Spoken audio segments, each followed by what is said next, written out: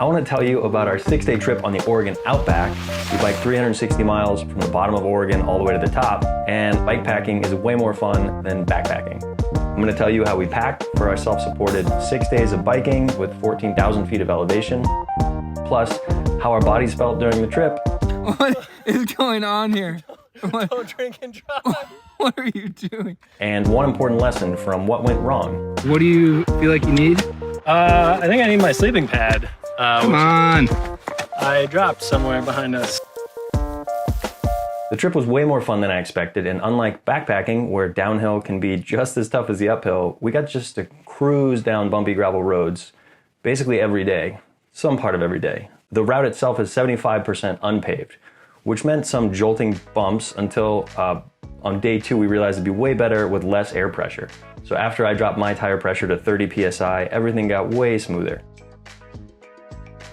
We passed a few very beautiful areas, including Fort Rock, which is a strange volcanic formation in the middle of nowhere that I wouldn't recommend driving to, but it was terrific to bike past.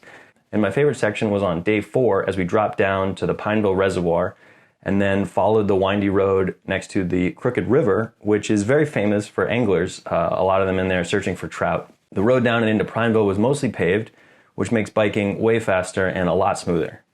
The question I often get when I talk about gravel riding is why bike on gravel? Or specifically, why would you pick a 75% unpaved route? Well, to be honest, the rough texture is not the highlight of the experience, but desolate roads with no cars is amazing. We got some fun opportunities for adversity, like 4 creek crossings on day 5, the last of which required us to take our shoes off and wade through the water. But we fared all right, all of our stuff stayed dry, and we actually had a really nice lunch break next to the creek.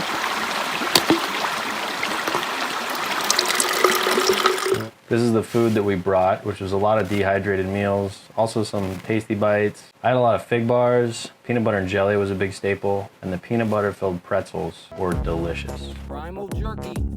Dun, dun, dun.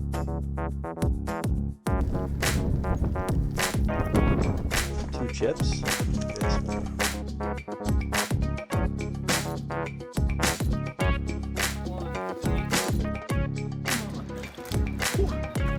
We have arrived at Cafe Chez Pad Thai. We're at the restaurant, which is wherever we want to eat at 6 o'clock. End of day 3. How do you feel? Feel worked. Got 2 gears on this puppy. Some tired legs. They're not very easy gears. They got me here, but with a little bit of effort. I broke my right shifter on day 3, which meant I couldn't shift my rear derailleur. That means I was stuck in 1 gear, and luckily the cable held tension so we could manually adjust which 1 gear I was in, but it was not very convenient. The guys at the Good Bike Co. in Pineville, they tried to help me, but they couldn't fix the problem. But you know, we biked 3 more days with me biking in 1 gear at a time. And yeah, I stopped to manually downshift before the big hills, but in the scheme of a 9-hour bike day, it doesn't matter much to stop for a minute or 2 to tweak things. And what mattered the most was pedaling and moving, because what eventually gets us through the trip is moving. You got to keep your bike moving. So I don't know if you can see that, but I'm in the second to lowest gear.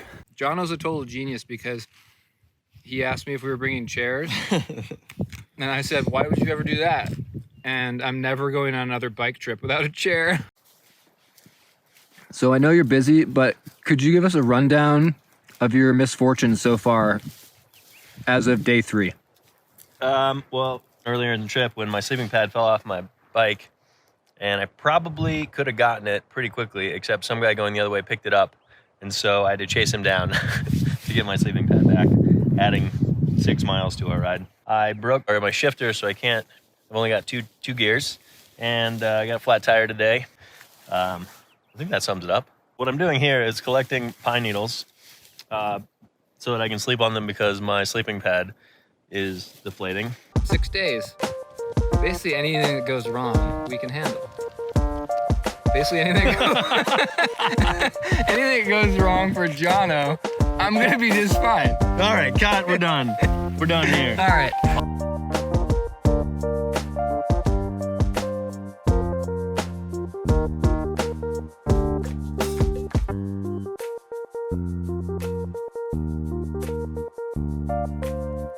Oh, what's this? Is it time for a refreshment? Oh boy. Oh yeah.